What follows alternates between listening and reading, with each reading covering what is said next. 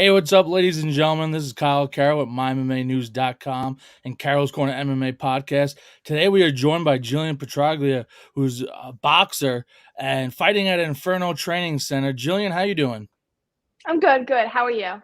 Doing much better. We had a little bit of technical difficulties trying to get started. I guess according to Jillian, I sound like Cookie Monster. So things are sounding better now. But Jillian, tell us a little bit about yourself and how you got into boxing.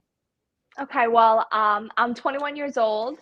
I'm from Long Island, Lindenhurst. I started getting into boxing about 7.5 years ago when my coach Mike opened up his own gym.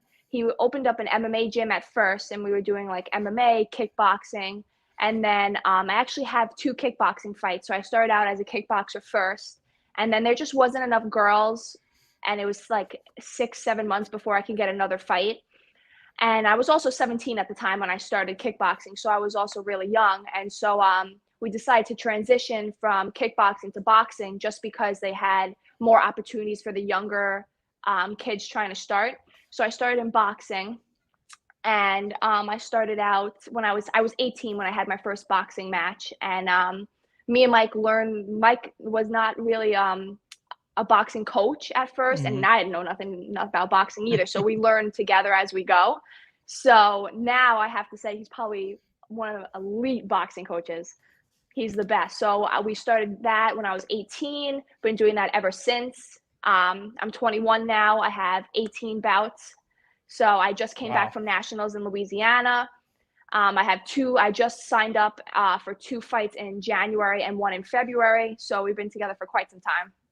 18 bouts already, and you're not you're still pretty young. Like, tell us a little bit about what it's like to compete that much in a short amount of time. You see a lot of MMA fighters, they'll take 2-3 months off in between. Same way, kickboxing is very similar to boxing. You'll get a lot of fights in, but 18 fights in a short period of time, and then you already have 3 fights lined up for the 2022.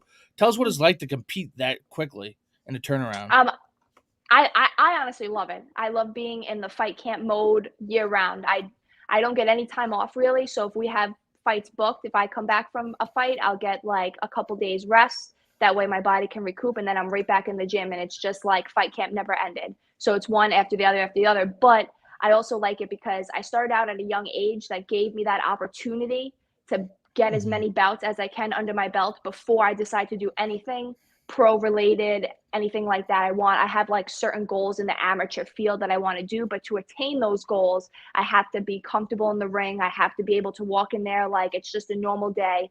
And so having as many bouts as I do and continuing to have 6, 7, 8 bouts a year versus only getting one or two is what's helping me be able to step in the ring every time and not be nervous and have more fun than nerves. So I like it. I like having one after the other after the other. That's awesome. Tell us a little bit about the experience that you had in national, what you learned from it. So I had went to nationals. So because of COVID, there was a nationals back in March. Hmm. So at the end of March, beginning of April, there was the nationals for the 2020. But because COVID happened, they canceled that one in 2020 and they had it in 2021. So I went to that one. That was my first ever national tournament. And I went there with 9 bouts. So it was my ninth bout. I'm fighting on a national level with nationally ranked people, the best boxers in my weight class that I'd see. At that time, I fought at 152. So I was fighting 152 national level with those boxers, and I was 20 at the time. I didn't even turn 21 yet, and I was nervous, but I was excited because I knew that I could hang with these girls. I knew that I was able to step in that ring, and I might have not won, but I was able to step in there and I was able to swing back with them and not get completely mutilated. And that was because one, my coach Mike and his whole game plan and everything he did, as you saw in Tony's video when he was on here too, he gave a little bit about that. We kind of have the same game plan a little bit.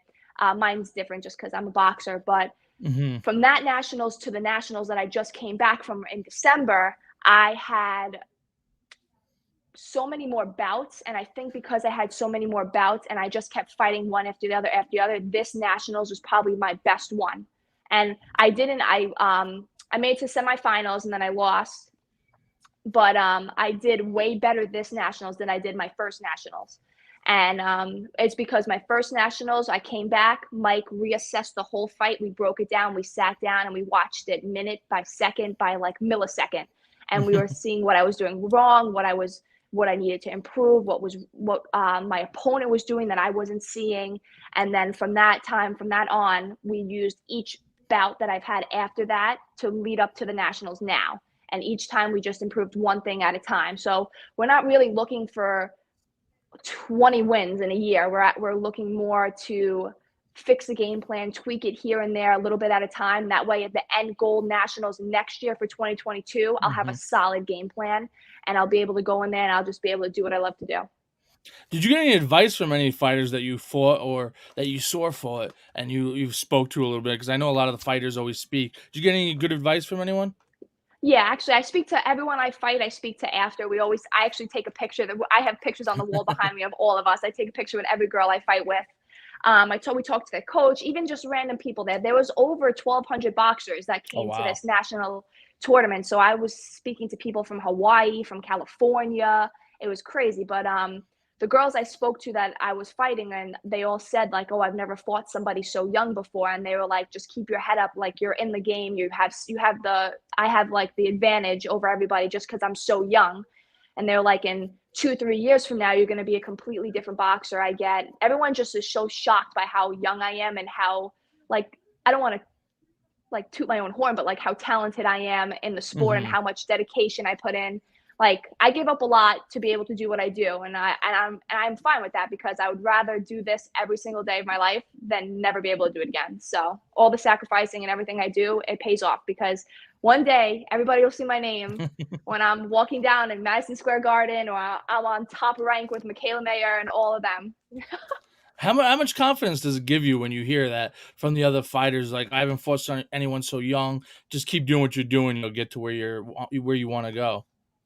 It boosts your confidence a lot, definitely. Hearing it from like my family and my friends and my support system, it boosts me. But when I actually hear it from somebody who's doing what I'm doing, it makes a big difference. So like my family, like my parents and stuff, they're always like, "You're so young, you're so young, you're so young." And I'm like, "Yeah, yeah, yeah," but they don't do it, so they don't understand the feelings that come with it. But when I hear it from Hmm. someone who does it also, and they're complimenting me and saying like my striking and my defense and all of that was top notch, and for being so young, it's a great compliment to get, and I get it every time.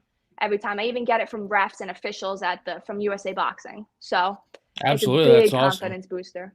Absolutely. Tell us some of your short-term goals, long-term goals, what you want to do with in the sport of boxing. So right now our main goal focus right now is nationals next year. Next year I want to take it all the way to the finals. I want to win. After I win, I want to be on Team USA for boxing. And once I'm on Team USA, I want to fight for them for a little bit, like travel around. They do a couple events together. My big thing is I want to go to the USA Boxing Colorado Training Center. I've wanted to go there for a Mm. long time.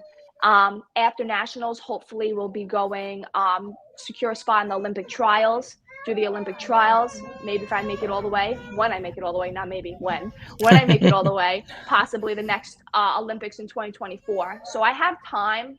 Going pros on the table, but it's not for a long time.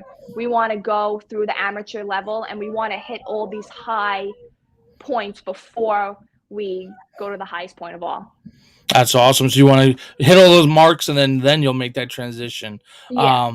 What do you believe you would have to do to go from amateur to professional and still be successful and take yourself into the next level? I think it's having not just confidence in like your fighting ability. I think it's also growing as a person and being confident in yourself. There's times where I'm really confident in my boxing. I know I can go in there and I can beat somebody up. But if I walk out of the boxing gym and when I'm like at home and I'm hanging out or I'm with my friends, I notice you have to have self-confidence. So not just fighting confidence, you have to have Hmm. self-confidence. So if you can build up your fight confidence, you can definitely build up your self-confidence. And when you have self-confidence and fight confidence are high enough and they're together, you'll be unstoppable. So that transition should be smooth. As long as you've been getting as many bouts and as many fights in and you're comfortable walking from the back room to the ring and you're jumping around, feeling warm, getting in the ring, getting in the cage, and you're bouncing around, hanging around on the ropes, circling around, just showing that confidence in the ring also shows your self-confidence. Like, damn, I know I'm here. This is my time now. It's time to go. So I do that now in the amateur. When I walk in the ring, I circle around, I wave, I hop up and down just to get me like boosted up, like, oh yeah, this is it. Now it's game time. And I think that is what, when you transition to the pro, is what some fighters have a hard time doing. They have a hard time being self-confident, and they might be fight confident, but they don't have the self-confidence to walk in there like they already won. I walk in as if I already won the fight, and I'm walking in, and then I just go and I have a great time. So I think doing that on the amateur level is what's going to prepare you when it's time to go pro. You'll be able to just switch it around just a little bit, because now it's a different playing field, but you'll be able to walk in there as confident as you did when you were just an amateur. Awesome. Tell us a little bit about training, who you spar with. I know you spar with Mike. I believe I saw on Instagram your sister as well. Yeah. Excuse me. Do you spar with any other women in the Long Island area? I know Sarah Thomas is a boxer. I don't know if she's your size or not, but Yeah. have you ever sparred with her or anyone else on Long Island? I did a long when I first started my boxing career, I did with Sarah Thomas, but she moved out. I think she's in Long Beach now. I think Yeah, I think so. so. So she's out there. So I haven't did any sparring with her, but I mainly just stick with me, Mike, and my sister. That's it. Okay. So I have guys at the gym. Sometimes they'll help out too, but it's just us three. And my sister's also a boxer, so she does the same Cool. exact training that I do. So it's nice. And she's in my weight class. We both weigh the same. So I fight at 154 now or Hmm. 165, and she's a 165. So we walk around at the same weight. So it's a nice training partner to have. And it's nice that she's a girl. Usually I like with the guys and being able to go back and forth with them, but when it's time to train and learn, you got to do it with a girl, because guys' egos are too big. Well, that's awesome though that you have someone like your sister that will push each other, and I'm sure you get a Mhm. little bit of that sibling rivalry. A little Yeah, kind we of do kind of sometimes. We gets give in it to there. each other. That's awesome. Tell us a little bit about yourself, something nobody knows, but you'd like to share with everyone. Doesn't have to be boxing related. Mm, something that nobody knows. Like, do you have any Um, hobbies outside of boxing? It sounds like you dedicate yourself to the sport, but is there anything you do outside of the sport to take your mind off um, of anything and kind of get that mental edge back? yeah, sometimes like I'll like journal a little. I know it sounds like Okay. corny, but like if I have like a journal at my house, and like if I'm feeling like some type of way about like training that day, or like something that happened in my life, I'll just like jot it down quickly, and then I tear the paper up, and then I throw it in the garbage. Oh, So really? it's You so just chuck it weird, out. yeah. So it's only Yeah, so you I who write knows it what was down. written down. Yeah. I write it down, I get my feelings out, and then when I'm done, I just rip it out, and then I throw it in the garbage. That's pretty funny. All right, cool. Well, tell us a little bit about what like female fighters that like Heather Hardy and Shields and all them. What kind of inspiration they have been for you, or do you have anyone that inspires you?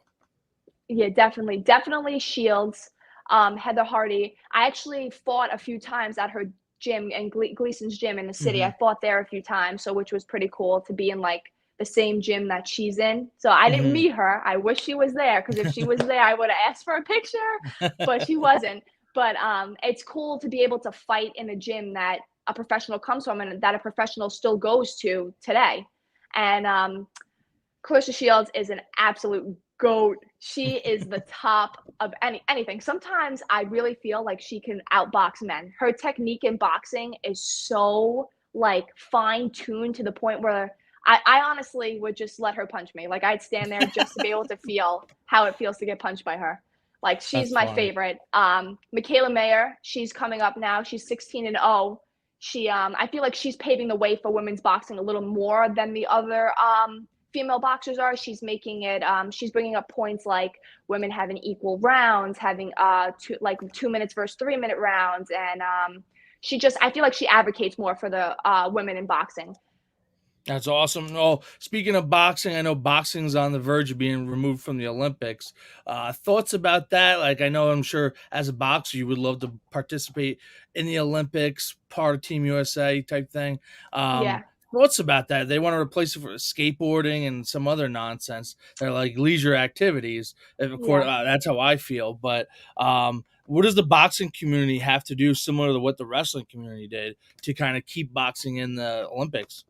I think we all just have to push the issue. Not even just like the higher up people, like people who on like Long Island. Like we need to make noise. We need to let them know like this sport needs to be respected over skateboarding. Like if you replace boxing with skateboarding, it's like not saying that skateboarding is not a sport, Hmm. but I feel like I will. boxing boxing has been here for years and years, and I feel like taking that away and taking away the Olympics just like disrespects everybody who's participated in the Olympics before for boxing. Everybody who's Yeah, placed, who's absolutely. got medals, who's got gold, like it's like kind of like a spit in their face. So I feel like we should all make some noise somehow, some way on social media. I feel like is probably the easiest way to do that for it to get around to everybody. And we need to let them know like you're taking away something that so many people in the past have worked so hard to attain. And then like me and all these young boxers coming up, like that's the end goal for all of us in the amateurs. Like we want to go to the Olympics. We want to be able Hmm. to go to the Olympic trials. We want to feel that level of competition because that's as close as it gets to being a pro. So if you take that away and we're only left with these other like national tournaments and like weekend tournaments and stuff like that, it doesn't give us the real feel of what it's going to feel like when it's time to turn pro.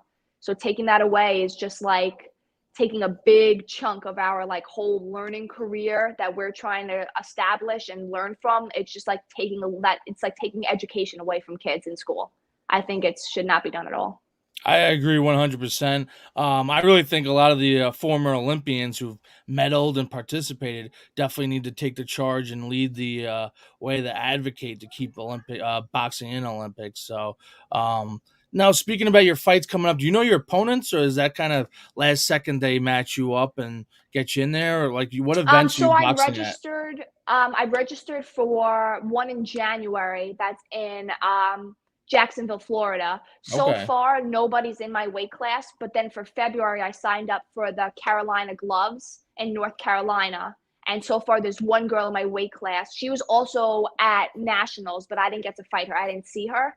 okay, So I knew she was at nationals because I saw her name on the roster, but she's also registered for North Carolina, so she's in my weight class there. So I'll fight her. I have one fight secured for North Carolina and none for Florida yet, but hopefully soon someone will sign up.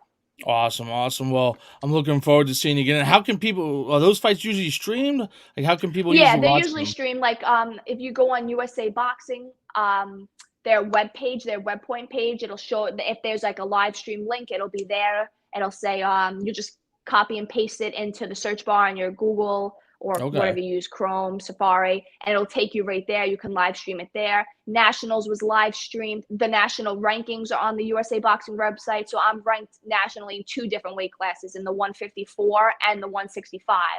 So I'm Okay. ranked eighth in the 154, and then I'm ranked number six in the 165 that I just came back from. So if you go on there, you'll see my name on the rankings list on USA Boxing. So anytime you want like a live stream link or to see anything about USA Boxing, you just log on straight to their website, and their website has everything listed. All right, I'll have to check that out. I'll definitely post something so other people could go on and look. Jillian, how would you describe your style for those who've never seen you box? Um, well, I was told not to give too much away. Without giving too much away. Are you Mike, if aggressive? you're Kind of. watching, do not, I will not give anything away. I'm aggressive when it's time to come, but I'm patient. I Okay. wait. I'm patient. That's all I'll give. I'm a patient All right. boxer. I'll take it. I appreciate that. Well, Jillian, it's been a pleasure chatting with you. Anyone you want to recognize, or any sponsors you have you want to, um, Mike just posted, "Don't you dare." I would Anyone never you want give to away. recognize before we wrap this up? Nope, everything comes from Mike Angelo, my coach. He gives me everything, everything. So that's the only person I want to recognize. Awesome. Well, Jillian, it's been a pleasure chatting with you. Looking forward to seeing you get in the ring and compete. Best of luck in the future. Thank you so much. Thank you for having me. I appreciate it. Thank you. This is Carroll's Corner MMA podcast. Signing off with Jillian. Best of luck, Jillian. Thank you. Bye.